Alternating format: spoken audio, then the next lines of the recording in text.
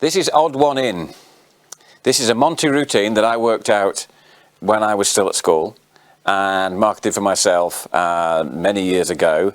I can't be sure, but checking the instructions, which are undated from the logo at the time, I'm guessing about 1988. And I worked it out because I was thoroughly impressed by Joe Riding's Irish three-card trick, the three-card trick with 4 cards, and the sidewalk shuffle. And at that time I did do sort of story patter, but I wanted to have a routine with an end, a definite end.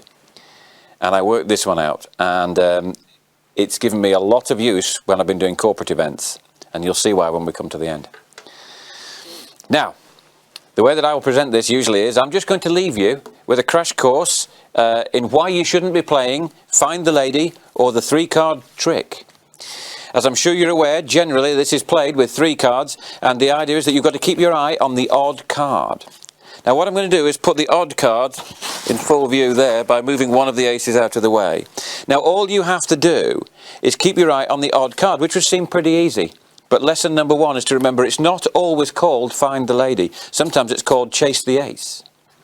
In fact, if I put the ace back and remove one of the queens, it might be easier for you to follow. So let's do that. Now you know exactly where the odd card is and there's no confusion. And if I turn them over and give them a count again, you'd know exactly where the odd card was then. But lesson number 2 is to remember that you should never fall for the same scam twice. You see, what I should tell you is the guy that's playing the game tends to cheat.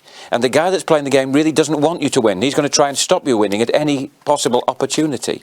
In fact, you see, there's no way that you could win except by guessing where there might be a queen.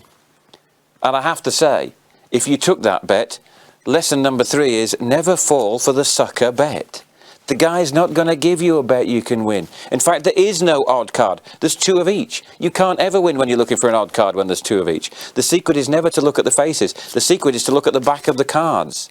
And I guess by now you probably figured out where the odd card is. Or if you haven't, there's only one question left. And that's, how would you like to pay? Cash or check?